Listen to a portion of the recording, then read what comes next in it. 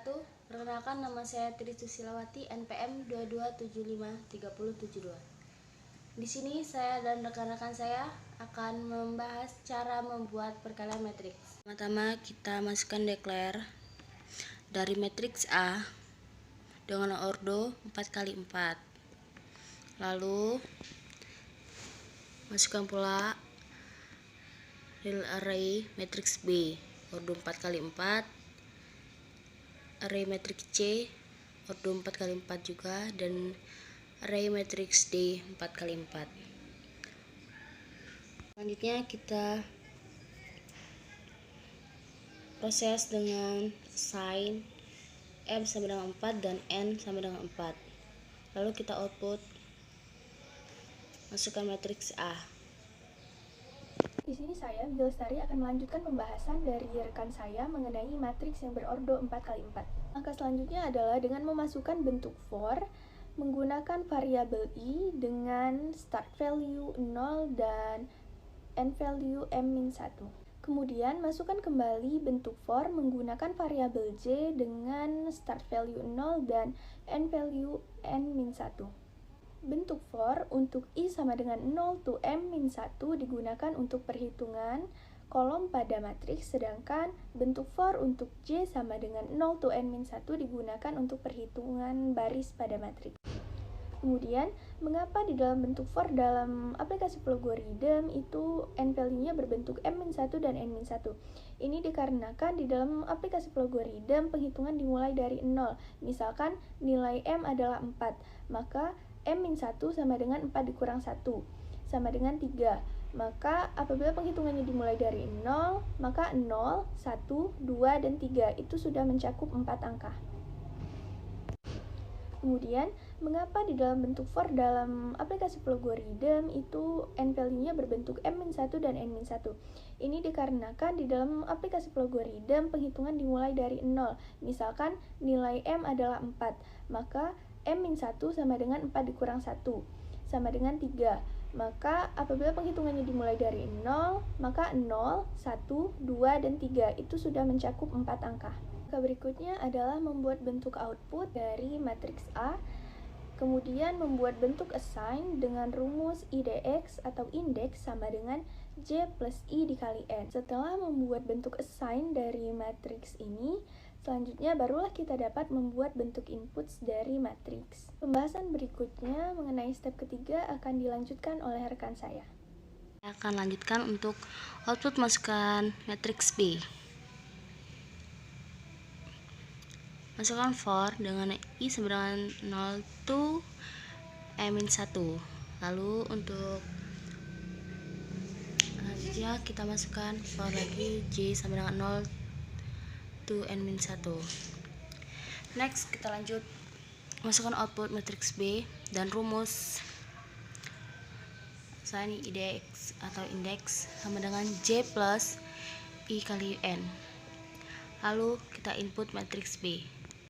Perkenalkan, nama saya Eldi Fatmawati, NPM 22753051. Di sini saya akan melanjutkan penjelasan dari teman-teman saya sebelumnya tentang flowchart array matrix.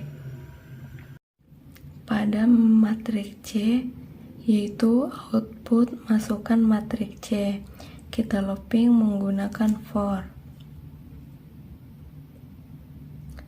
Variabel i start 0 sampai dengan m-1, step by one atau satu persatu dengan pengulangannya. Oke. Selanjutnya kita looping lagi menggunakan for. Variabel j start 0 sampai n-1, step by 1. Oke. Selanjutnya masukkan output tanda petik matriks C buka kurung siku tanda petik dan variabel i dan tanda petik tutup kurung siku buka kurung siku tanda petik dan variabel j dan tanda petik tutup kurung siku tanda petik. Oke. Kemudian assign IDX, variabelnya IDX sama dengan variabel J plus dalam kurung variabel I dikali N. Untuk inputnya yaitu input matriks C dalam kurung siku IDX. Pada matriks D yaitu output masukkan matriks D, kemudian di looping lagi menggunakan for variabel I 0 sampai dengan M-1 step by 1. Oke. Selanjutnya looping lagi menggunakan for variabel J start 0 and min 1 step by 1. Oke. Outputnya ditulis dengan tanda petik matriks D dalam kurung siku tanda petik dan variabel I dan tanda petik dalam kurung siku tanda petik dan variabel J dan tanda petik, selanjutnya tanda petik. Oke. Untuk assign-nya yaitu variabel IDX sama dengan J plus dalam kurung I kali N. Untuk inputnya yaitu input matriks D dalam kurung siku IDX. Selanjutnya kita looping lagi yaitu dengan variabel I start 0 and M-1 step by 1. Oke.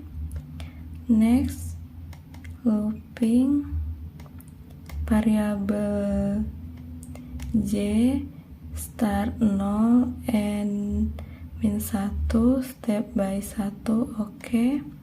Kemudian outputnya hasil dari matriks A dan I, hasil dari matriks B dan I, hasil dari matriks C dan I, hasil dari matriks D dan I, maka